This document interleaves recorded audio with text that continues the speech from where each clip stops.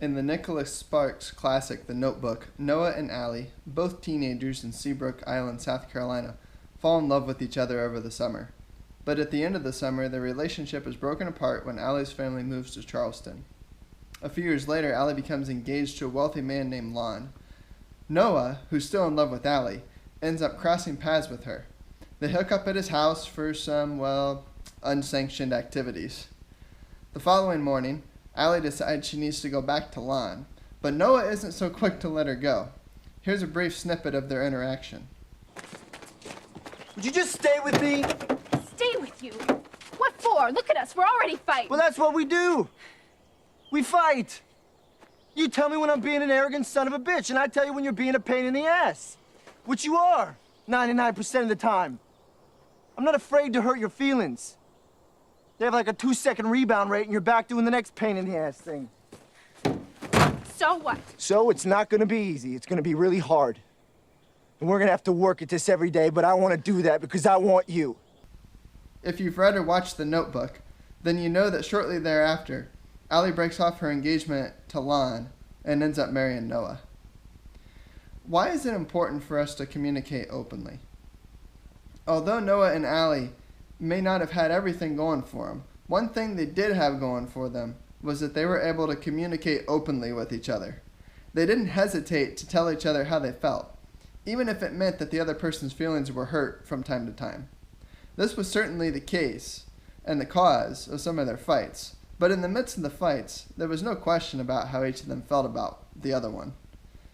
I don't know about the rest of the world, but I do know that in America, we value our privacy.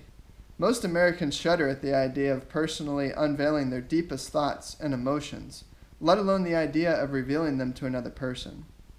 We're afraid that if anyone discovers our deeper secrets, they're going to reject us. So we continue to try to hide all this stuff, hoping no one will ever find it out. Although I personally wouldn't suggest hiding all your dirtiest secrets from yourself and other people, if you're a single person, you could theoretically live your entire life this way without too many repercussions. But if you're married, continuing to be Fort Knox is a recipe for certain disaster. One of the most foundational building blocks of any marriage is trust. And trust is built upon transparency. Assuming that our transparency is coming out of the love that we have for our spouse, the more transparent we are, the more our spouse will trust us. On the other hand, if we insist on being Fort Knox, then our spouse may never completely trust us. Opening the gate of our vault to let our spouse in is one way that we can strategically position ourselves for a successful marriage.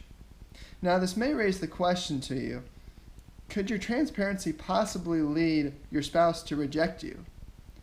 The fear of rejection from being transparent is completely legitimate.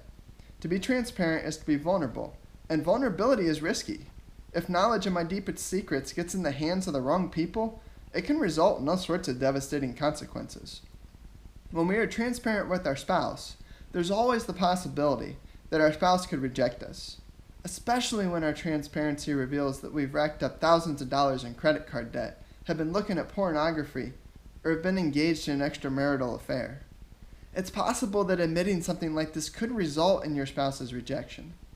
But it's also possible that your transparency will build trust with your spouse and open up an opportunity for you and your spouse to work together as a team to overcome your struggles.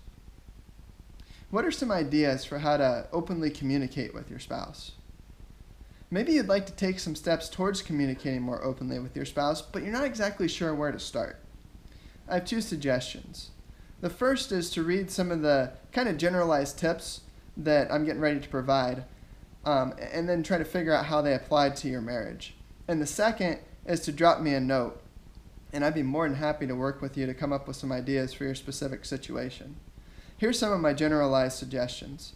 The first is how to share information, and specifically what information to share on a regular basis with your spouse. In his book, His Needs, Her Needs, Willard Harley lists 4 types of open communication which are important in a marriage. The first one is revealing information about your thoughts, feelings, likes, and dislikes. The second is revealing information about your personal history, such as particular events that demonstrate personal weakness or failure. The third is revealing information about the events of your day, specifically the events which may impact your spouse.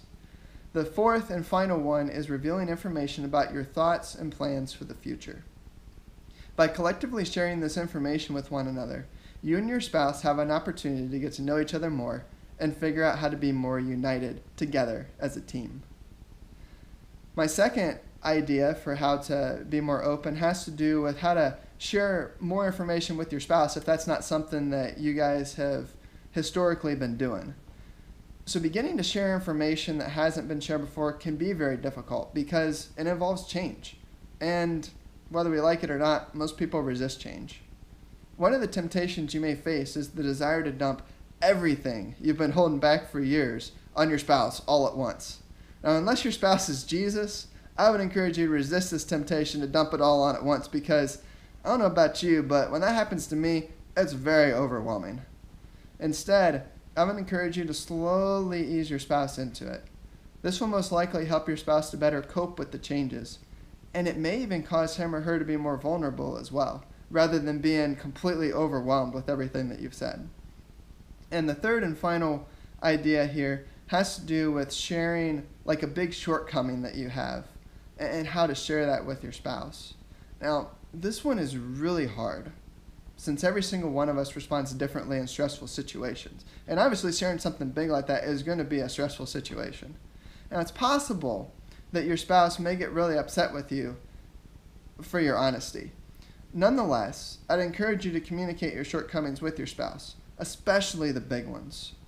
Now, when you're structuring your message, I'd encourage you to structure it in such a way that you take ownership for your shortcoming, you express a sincere apology for your shortcoming, and you communicate the love that you have for your spouse.